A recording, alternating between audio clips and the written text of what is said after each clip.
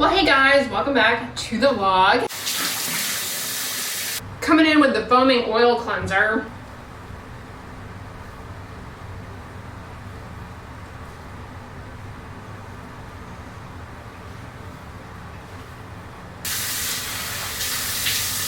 Gotta get the drips off. Now we're just gonna plump and hydrate with this Healthy Renew face serum. I've been enjoying this in the morning because it wears well under sunscreen.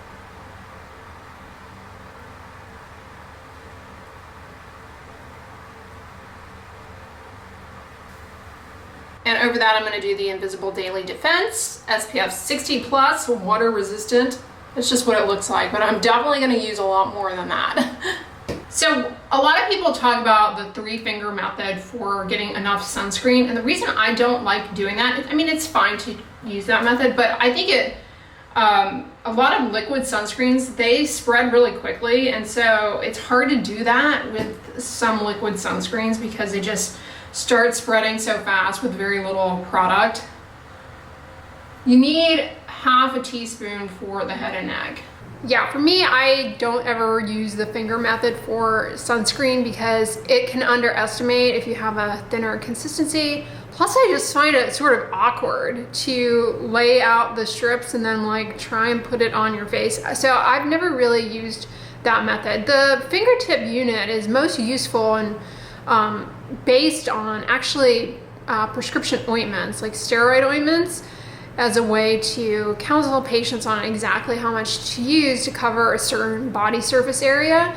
That way they don't use too much and end up going through their medicine before the prescription is time to renew, and it's basically a ways to use more than you need and can come with more side effects. Aside from sunscreen though, chances are the opposite is true, where you're more likely using too much, an unnecessary amount. I say I don't know about you, you watching right now, but just from what I've seen from people, they do tend to overshoot how much they need for like serums and things, because you really only need about 3 drops. That being said, some serums, their consistency is like, serum, I complain about this all the time, but it's kind of a mixed bag. You never know what you're gonna get with a product labeled as serum in terms of consistency. Some are as thin and liquidy as a toner or an essence. Some are more viscous, and others are basically like a lotion in consistency. And so it's highly variable, I have found, in terms of what gets classified as a serum. They tend to be a lot more lightweight though in comparison to a lotion or a cream. All that to say, like, you really don't need much of a serum. Like the Healthy Renew face serum that I've been using, this is really nice and moisturizing, just kind of smooths the skin. I love using this before sunscreen, similar to how I would use a moisturizer, but the nice thing about this is the consistency is such that it absorbs pretty quickly and isn't something that ends up causing my sunscreen to pill. But you only need like 2 pumps of this and to cover the face, and honestly the neck too. Like sometimes I do 3 because 3 is usually what I would do for most serums, but this spreads pretty well. It's like a gel, and y'all know I love a good gel.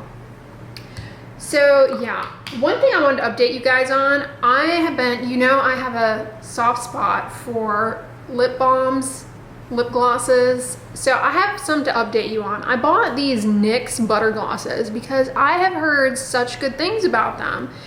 Let me know in the comments if you have used NYX butter glosses, because I'm kind of disappointed. They're not bad, but the color, this is the shade Creme Brulee. It's really pretty.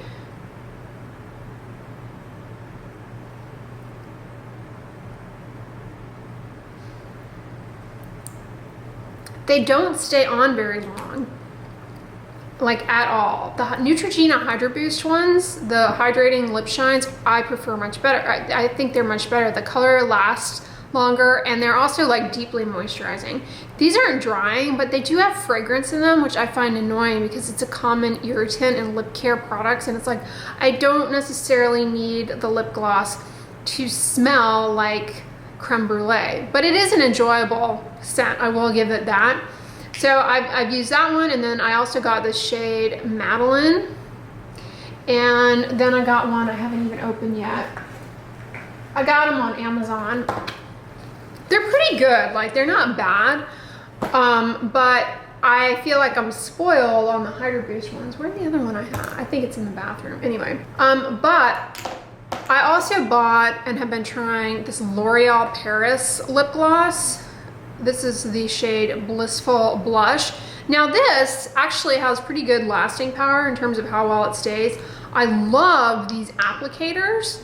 This is like the perfect lip gloss applicator. It's like this two-headed thing, but it's got a little angle. It works really well. However, L'Oreal Paris, you have got to take the fragrance out of this because it's not like the fragrance in lip glosses that we all enjoy, even though they're common irritants. You know, it's like candy or berry or fruity flavor, yay.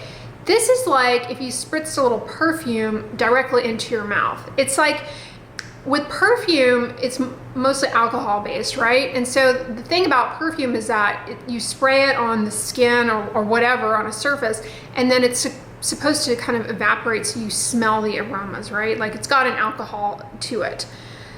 But fragrance and skincare products, usually that's not what's going on. But that is exactly what's going on here. It's almost like they poured a little perfume into this so that when you pull it out, it's like a really strong perfume smell, but when you put it on your lips, it's like you're huffing perfume. It is awful. It is awful. So while this is these are nice colors, they stay on really well. They're really nice formulas, honestly. The fragrance is awful and it is irritating. So for example, I'm able to wear this. It looks nice once I get over the fact that I have a mouthful of perfume, wear it all day or whatever. But at the end of the day or the following day, I noticed that my lips are a little irritated. So these are a no-go for me. Well guys, I just finished up in Walgreens filming a video for you all, which hopefully I will get up and should already be up at this point, all about drugstore products for eczema, because October is Eczema Awareness Month. So hopefully that video is helpful to those of you who have eczema, which is an umbrella term for actually 7 different skin conditions. Mostly when we talk about eczema, we're talking about atopic dermatitis. There's also nummular eczema, aka discoid dermatitis, which I have a video all about as a side note. And there is also seborrheic dermatitis, which I know many of you cope with. There is neurodermatitis, which comes about as a result of chronic scratching, rubbing. The skin becomes neurotized. The nerves just get overstimulated and lead to more release of itch signals, constant itch. There's also contact dermatitis, which can be allergic or irritant in nature due to things that come in contact with the skin, as the name implies. And there is stasis dermatitis, which happens in mostly the lower legs from poor venous circulation. The cornerstone of eczema management is to avoid triggers and moisturize. And in this day and age, 2023, when it comes to therapies for atopic dermatitis, we have many, although a lot of them are expensive and not unfortunately always covered. But yeah, we have quite a few these days, quite a few of the biologiques. Dupilumab, for example, Dupixent is the brand name. That has been around for a while. Helpful. Does have side effects, one of them being head and neck dermatitis, which oddly enough is related to the development of hypersensitivity to malassezia, everyone's favorite friend. Annoying, right? Those of you who have sebderm, another type of eczema, you know what I'm talking about. That little bugger is pesky. Alright, y'all, I'm here at the Kroger. I haven't been coming to Kroger as much the past few weeks because I've started doing the Walmart Plus delivery. I don't know why I've been sleeping on that for so long. It's been great. They deliver for free. Well, not for free, because you have to pay for them to be a Walmart Plus member, but they have been killing it. And I was a little apprehensive because I don't like relying on these delivery services or utilizing them, because I find that a lot of the times they end up saying something's out of stock when it's not, replacing something with something you don't want, even though you tell them not to do that. But so far, that hasn't been the case. They've been really good about communicating what is in and what is not. I found that I need to get I found that the majority of things I need to get, they have. And the delivery person communicates really well. I mean, I've not had an issue, because for a while I was using episodically Instacart, and I was coming up with issues where it was hit or miss depending on the driver. Like sometimes you would get a really excellent delivery person who communicated, but then a handful of times I was getting these delivery people where like zero communication. They would drop my stuff off some random location in my apartment complex.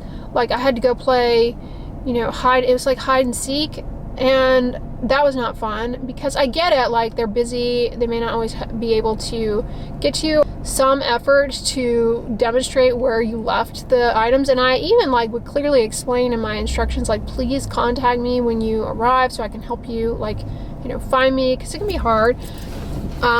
Yeah, I had some less than desirable Instacart delivery people, which is bad, you know, not good, because I've had also some deliverers from Instacart who've been superb. And, you know, a few bad apples can kill the service for everyone. Like, so I don't know. Plus, Instacart doesn't upcharge. Walmart Plus does not upcharge. For example, Instacart, like, I won't ever use, I shouldn't say ever, because I used to use it sometimes in New York, but Instacart with Costco is such a ripoff, because they're automatically going to upcharge you to compensate for the membership fee. You're already paying a membership fee to shop at Costco. So you're going to pay a membership fee, and then you're going to pay another membership fee, and then you're going to pay an upcharge. Like, the math does not math for that convenience with the Costco thing. That being said, I have used it from time to time. So if you use it, I'm not shaming you, but you know you're paying a lot to do that. So yeah, I don't play with the Instacart on Costco, but Instacart will upcharge you on certain things, or it ends up being significantly cheaper to just go buy it in the store, but like, time is money, right? I don't know. Some people have an Instacart membership, so that may eliminate some of those fees. I'm not sure. I haven't looked into that, but all I to say, so far so good with the Walmart Plus. But you know, I can't stay away from the Tuscany candles at Kroger too long. So I'm going to go in there, because so far I've really not been super happy with that cupcake candle that I got, the Tuscany cupcake. I don't really like the scent. I'm going to burn through it because the label is really cute, but I want to see some of the other Halloween candles, because they only come out once a year and then they're gone. Well, I must say, all that talk about a sugar shortage, but no one's talked about a potential pumpkin shortage, because this is all Kroger has, this, and then they have another barrel over there, similar size, 2 for $10. I said this last weekend though, like, I cannot be bothered to be carving my own pumpkin. That's why I have that. Sorry for the beeping sound in the background. That's why I have that little felt pumpkin that I got at Home Goods, but this is kind of expensive, 2 for $5. They were a much better deal at Trader Joe's. They had more of a selection. Maybe they'll get more in later on, but anyway. They also have this cute little scarecrow you can get for the yard on a bamboo rod. And of course, you know Kroger is going to come in clutch, as they say, with the seasonal beautiful cakes. Look at this pumpkin. It's cute. Very pretty. This one's kind of vampy. Bright orange with the sunflowers. And they have a cookie cake.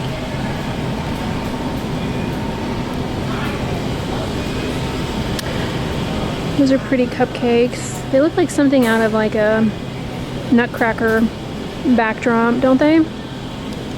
Alright, Kroger has gotten even more cute Halloween stuff in.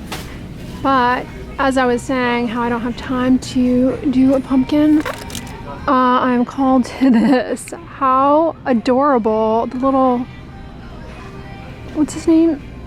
Oh God, I just blanked on his name. What is his name? Snoopy, there we go, and Woodstock. rainforest there. Those are nice. Mini pumpkin painting and decorating kit. You could do this on faux pumpkins, I would think. Maybe not. Definitely less messy than carving. Mummy. Those are nice. He's sweet. Wouldn't fit much candy in there, but... Oh, how adorable is this? Little mini baking set. This would be a good gift to bring someone. You get a mini loaf pan, a mini springform pan. That's actually really useful. And that adorable little rolling pin, which, let's be honest, probably wouldn't be that useful. I guess maybe like for rolling out refrigerated biscuit dough or something to make for one, maybe.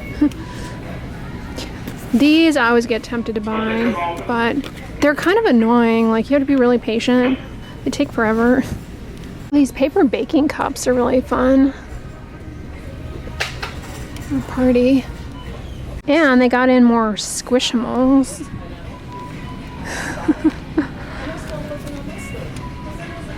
A little black cat. Dustin. LED lights. Halloween bulb. I'm feeling conflicted on this teddy bear skeleton. Like, it's kind of cute, but also creepy.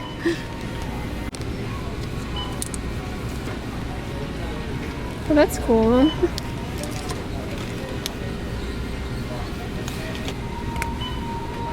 I like those light up houses.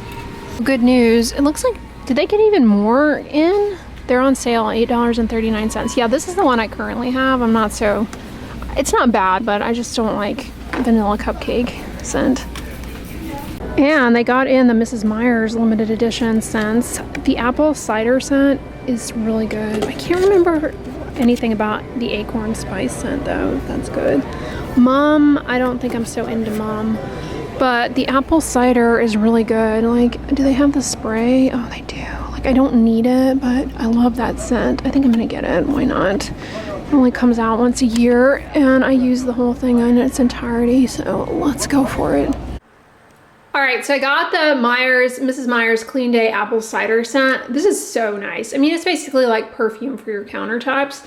And then I went with the Pumpkin Patch scent. It's really nice. It's got a pumpkin spice, but it's also got like a little bit of a almost, I want to say, kind of smoky, tobacco-y undertone to it. It's got a lot of interesting notes to it. So I look forward to burning that as soon as the cupcake one is done. Well, hey guys, I just hopped out of the shower. I'm all cleansed and moisturized, and I gotta tell you, when it comes to bathing in the skin, it's a delicate balance. On the one hand, you can really do a number on your skin barrier with really hot water, harsh scrubbing, using too much body wash, soap, and maybe a body wash or soap that's really harsh can disrupt the skin barrier, lead to dryness, irritation, exacerbation of skin problems, and you have, if you're like me, you've got hard water to deal with that can leave a residue on the skin that can aggravate the moisture barrier and aggravate, all sorts of skin problems. But you need to be bathing, obviously, for body odor, but you need to be bathing because dust, particulate matter from pollution, aero allergens settle on the skin and create a lot of irritation, right? It's something that your immune system has to cope with. It's inflammatory, can generate oxidative stress. So it's really a delicate balance. The other thing about bathing is that it helps to exfoliate the skin. Those corneocytes of the stratum corneum, they're ready to let go and be kicked off. And hydrating up the skin through bathing or showering helps those to come off easily.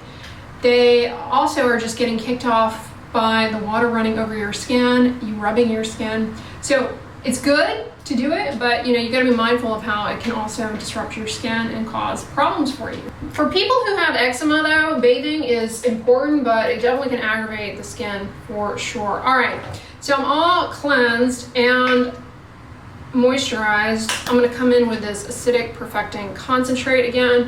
I've just been using this as a leave-in conditioner. It's really not meant for my hair concerns per se. It's more geared to people who have had a lot of chemical processing, color treatment. Allegedly it has a technology in it that's going to reapproximate disulfide bonds in the keratin, help cut down on frizz. I've been using it now for what, a couple of weeks now, a week and a half, 2 weeks, two going on 3 weeks, I'm losing track. And it's okay. It was kind of expensive for what it is. Let me know in the comments as I finagle around here. Let me know in the comments if you have used it, if you're someone who has color treated hair. I'm in a place right now where my hair is like, can't decide if it wants to be straight or curly. And so I don't know what to do. No, I'm kidding. Like, I feel like my method of removing the majority of the water with a microfiber towel is where it's at. I've been taking a break for a while from heat styling. I found I was really needing to heat style my hair once I cut my hair. It looked great in the chair, as it always does, loved it. Then once I had to deal with it myself, I could not reproduce it. And I had to use that Revlon styling tool. And I love that thing, it worked really well for me. But now that my hair is longer, I don't have to mess with that as much. Sure, I'll use it if I end up going somewhere where I want my hair to look like really good. Well, we'll say that in air quotes.